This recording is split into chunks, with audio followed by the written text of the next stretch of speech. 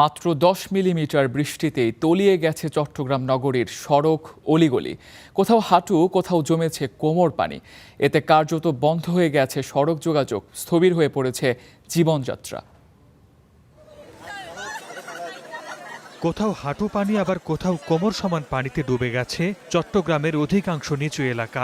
দোকানপাটেও ঢুকেছে পানি। পানি ঢোকায় থমকে গেছে গণপরিবহন। রিকশা ও ভ্যান গাড়ি হয়ে উঠেছে প্রধান বাহন।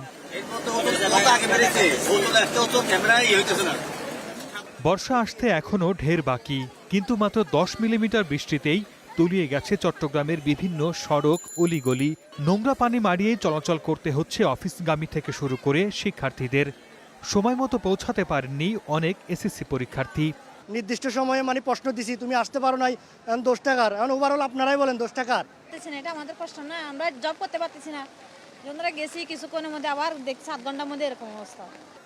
নগরীর প্রবর্তক কাতালগঞ্জ সহ নিচু এলাকায় ডুবে যাওয়ায় ভোগান্তিতে পড়েন মেডিকেলে সেবা নিতে আসা রোগীরা।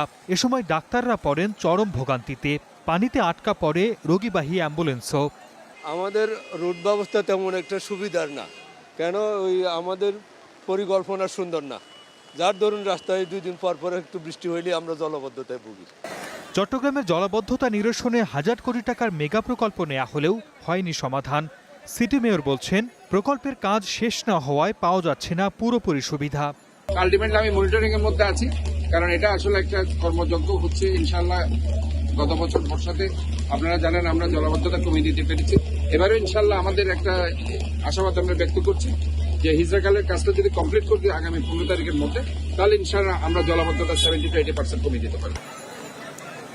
এদিকে প্রকল্পে চট্টগ্রাম সিটি কর্পোরেশন ও চট্টগ্রাম উন্নয়ন কর্তৃপক্ষের কাজে সমন্বয় না থাকার অভিযোগ স্থানীয়দের।